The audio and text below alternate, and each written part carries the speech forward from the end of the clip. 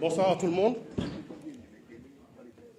À la suite des collègues députés qui sont intervenus, j'interviens pour me prononcer sur le point sur les perspectives qui sont en train de se dégager pour nous. Parce qu'après les exposés très brillants et précis des honorables, il n'y a que ces précisions-là à faire. Tout à l'heure, Abbas Fall a expliqué que nous avons une pleine conscience et une pleine maîtrise de ce qui nous attend. Et ce qui nous attend, tout à l'heure, honorable Abamba l'a expliqué, c'est le mandat complet et entier que nous a donné le peuple en choisissant d'amener 82 députés dits de l'opposition au niveau de l'Assemblée nationale. Et ce mandat-là, il n'est autre que ce que nous avions promis pendant la campagne. Parce que nous avions dit que cette césure qui existait dans ce que l'on appelle l'initiative des lois, parce que dans l'histoire politique du Sénégal, l'initiative des lois a toujours été laissée au pouvoir exécutif. Mais on a bien dit la won nina.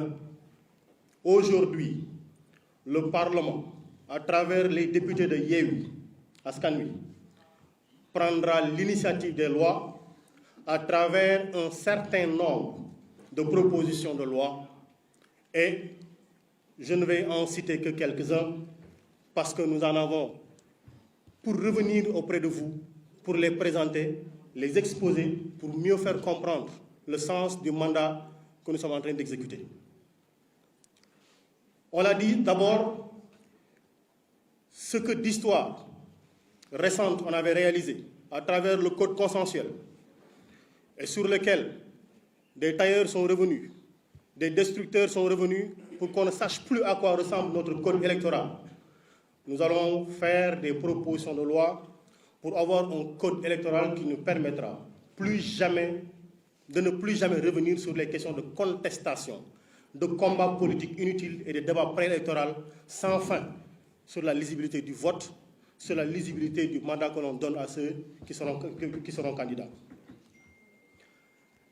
Je précise, quelqu'un s'est pensé plus intelligent que nous tous en disant que si on amène ici une loi pour voter contre,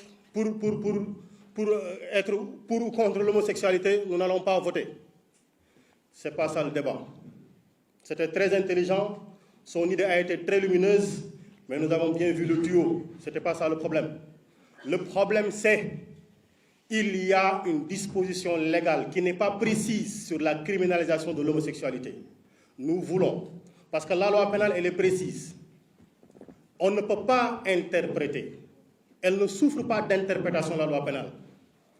On ne peut pas assimiler en matière pénale. Nullum crimen, nullum poena, sine lege, c'est ce qu'on dit en latin. Il n'y a pas de peine ni de crime sans loi. La loi doit être précise. Nous voulons une criminalisation de l'homosexualité. Nous allons travailler à ramener sur la table une proposition de loi. Et comme c'est dit tout à l'heure, au niveau de la conférence des présidents, ils en ont 7. Nous en aurons 7. Quand la loi ne passera pas, le président de l'Assemblée nationale, celui que j'appelle le commandant président de l'Assemblée nationale, devra trancher. Il tranchera par oui ou par non. Ce que l'autre a refusé de faire, lui, il le fera. Il dira oui ou non. Et ce sera clair. On saura qui a été pour ou qui a été contre. La loi sur le terrorisme. Cette loi-là, nous allons la revisiter. Nous la ramènerons sur la table de l'Assemblée nationale. Nous tous, nous avons des préoccupations sécuritaires. Personne d'entre nous ne veut que sa famille ne soit exposée. Personne d'entre nous. Et c'est l'occasion pour nous encore de dire oh combien merci à l'armée nationale qui, pendant que nous dormons, est debout sur les frontières du pays. Mais nous dire une loi sur le terrorisme, alors qu'elle ne sert qu'à arrêter des opposants, elle ne sert qu'à arracher Ousmane Seck, Amidia et autres, Ousmane Diagne et autres à leur famille, parce que simplement quelqu'un a souri, parce que simplement on veut se débarrasser de quelqu'un, il nous faut trouver des boucs émissaires, il nous faut revisiter cette loi-là pour la ramener à sa raison objective, qui veut qu'on ne traite que de terrorisme, mais qu'on ne prenne pas les citoyens, les honnêtes citoyens, qui se réveillent de chez eux, qui sont viticulteurs, qui sont, etc., qu'on les traite de terroristes. Nous avons parlé de la loi sur le contenu local. Elle est insuffisante, parce qu'elle est inappropriée à protéger notre entreprise, les entreprises nationales. On la remettra sur la table. On remettra sur la table la question de l'honorariat à vie. On la remettra sur la table.